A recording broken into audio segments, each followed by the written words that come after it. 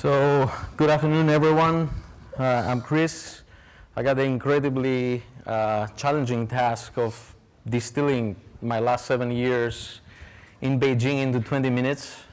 I think hopefully some of you will sympathize with that task, but I will do my very best. I may need to speak a little bit faster than our colleague who just presented Southeast Asia on that account. And the way I thought it would be best to try within 20 minutes to cover China is by kind of looking from an entrepreneur's point of view on the 4 or 5 major components that constitute by definition an early stage tech ecosystem, and try to go and talk a little bit about each one of them. So I'm not going to spend a lot of time on the macro side because you guys, I'm pretty sure, have heard so much about the Chinese market, the breadth, the depth, the size of it, how fast it is growing, and so on. But there's a couple of things I need to remind you or make them absolutely clear.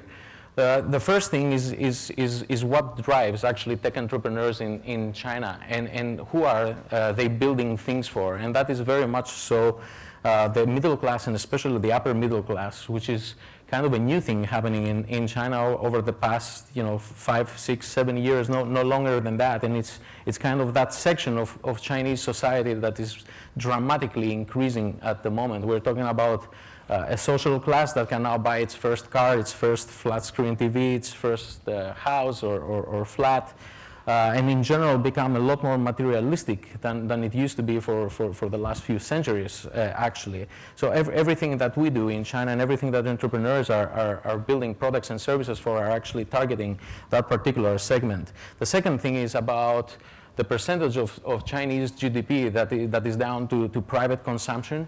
It is actually, at the moment, half of the US still today, and a little bit more than half of India's, which is a comparable country in terms of populations. What does that mean? That actually Chinese still, don't spend so much, they don't consume so much. Can you believe the amount of further growth that China can have as a country, and all the related services that in our industry we care about, if it actually goes to that 60 or 65 or 70% of GDP to be internal consumption? It's still not even at 40, right? So these are two things about the macro side that I think should register with everyone here in the audience.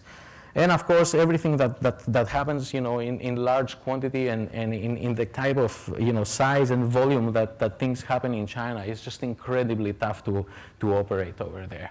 And I would argue that the successful entrepreneurs and the successful businesses in China have so much unbelievable operational experience that when they realize this, they will actually benefit from it and take all this know-how out to the world, because everything you do in China is at mass scale, and all business models needs to be adjusted for this type of volume. That goes for all industries, and that of course goes to the internet. In the internet, we're looking at the moment, at more than 600 million users, more than 400 million users online on the mobile side, and with an incredible pace of growth. And there's no point in lingering too much on all these numbers. They're by far the number one. China is by far the number one market in the world, whichever way you look at it.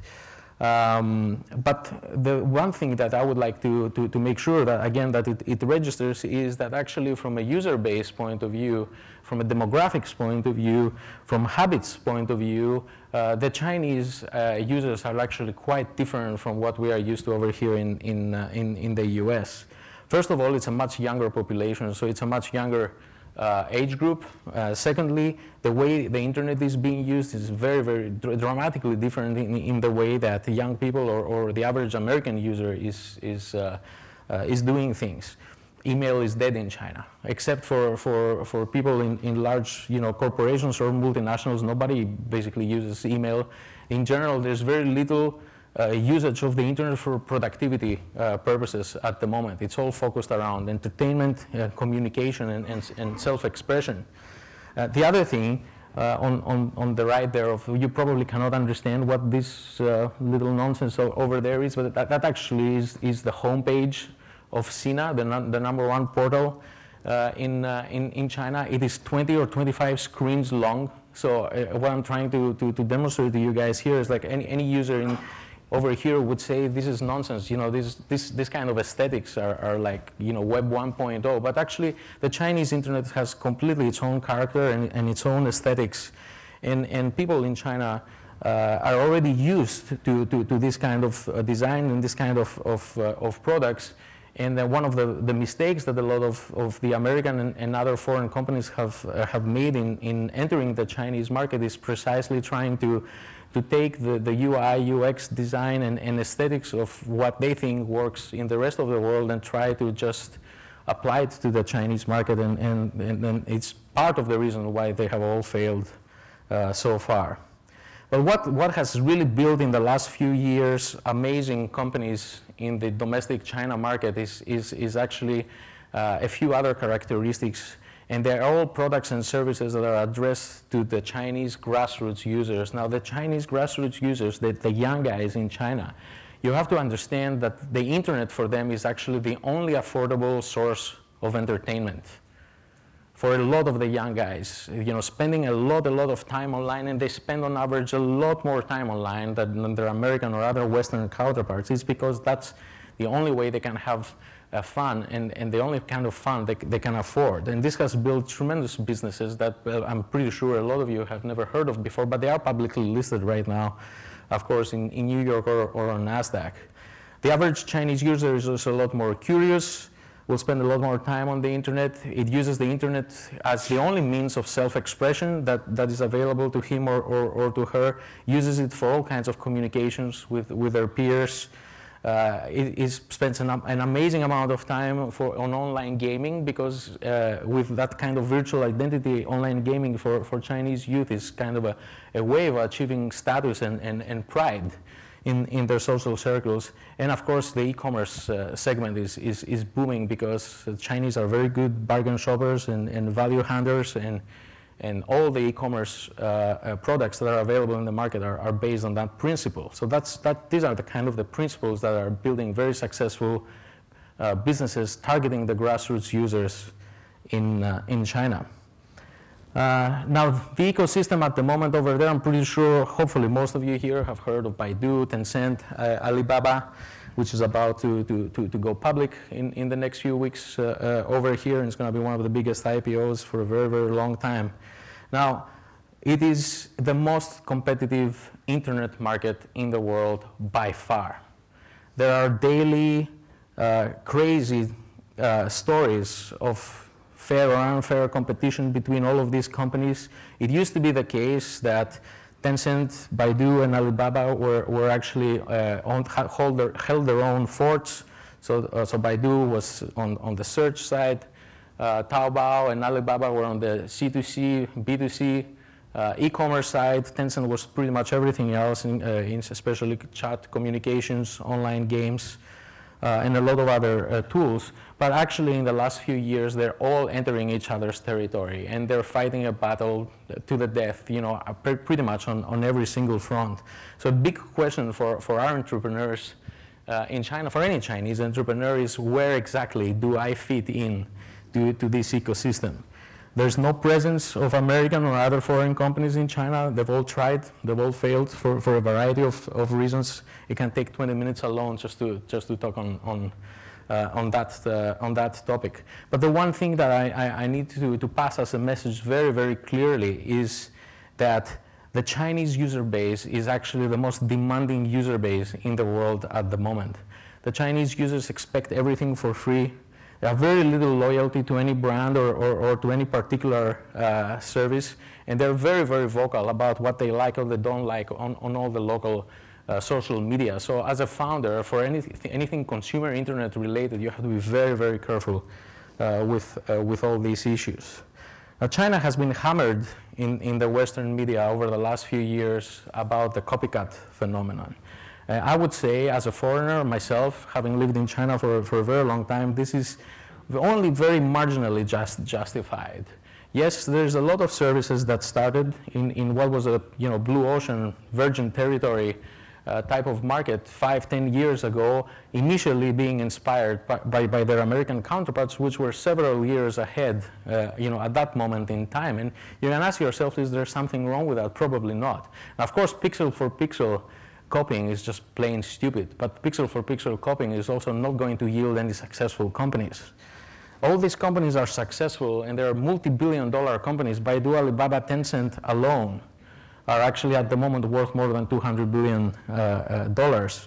They've actually localized these products. They've iterated continuously again and again and again. Actually, if you use their products today and put them right next to their comparable American counterpart products, you would hardly recognize them. And I would also venture out to say that a lot of them at the moment, purely as a product, are actually superior of their American counterparts. Case in point, WhatsApp and WeChat. I don't know if any one of you wants to really have an immediate comparison, just go to a Chinese friend of yours, ask them to show you WeChat, put your own device with WhatsApp next to it and just compare the two products. There's absolutely no comparison. So, and we can go down a very long list of this kind of comparisons. So actually a lot of these companies have really started innovating right now, innovating in terms of business model, innovating in terms of process. Tencent is a company that makes several $billion a year in revenue, with 60% of it coming from microtransactions that are 10 RMB or less. That's $1.5, 60%, so several $1 billion of revenue in microtransactions. Like, these are kind of success stories and business models that even Facebook or Twitter would actually be pretty jealous and envious of achieving. China also has an amazing success story and an amazing growth story, which is called Android. It is by far the largest Android market in the world. When we started Innovation Works in 2009, there were about 10 or 15 million devices. There are more than 400 today.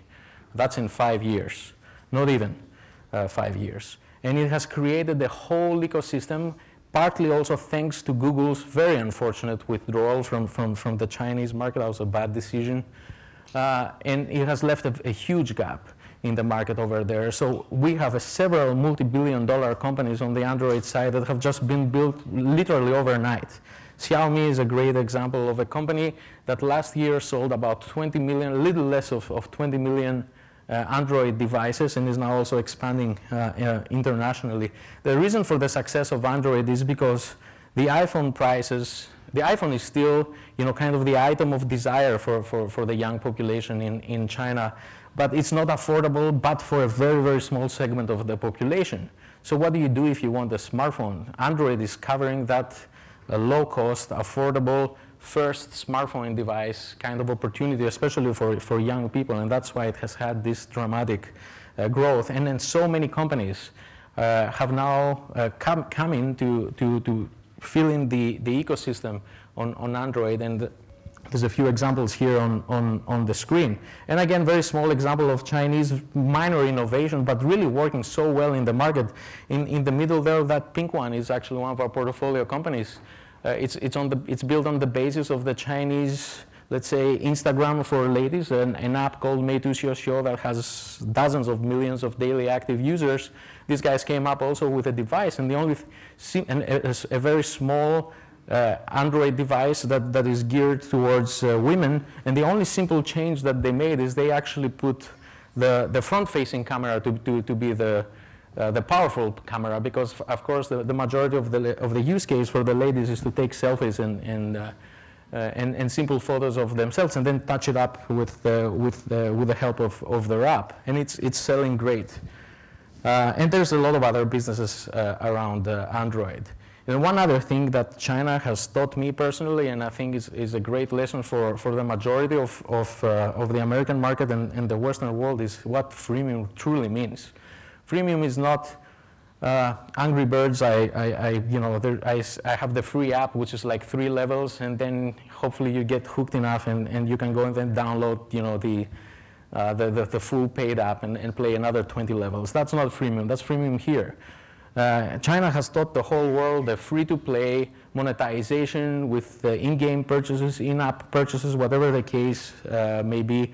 And the Chinese game developers have taken this to a level of sophistication unprecedented, actually. And the only barrier why a lot of that know-how is not flowing in the other direction, actually from China to the world at the moment, has to do with actually language barriers. But very, very soon, these barriers are falling one by one. So hopefully, all the very interesting things that have been happening in China already for 5-6 years are coming out now to the world, aided also by the fact that a lot of super talented Chinese engineers are actually working in a lot of the American companies. Now, as an ecosystem point of view, unfortunately, entrepreneurship, contrary to what you may believe, is not yet as cool in China as you may think. Culturally, failure is not accepted in China. That's why we have a lot of what we call living dead investments all around in the ecosystem. People don't want to admit that whatever they've been doing hasn't been working, so they don't close down and move on like it is here. In general, we don't have a mature ecosystem in the same way that Silicon Valley is today, but the convergence is happening, and it's happening at a super, super fast speed. In Silicon Valley for 40 years now, you have that recirculation phenomenon of how successful founders put back their know-how and the capital back into the loop. And it's been happening again and again in China. We're very much at the first or second iteration of that cycle.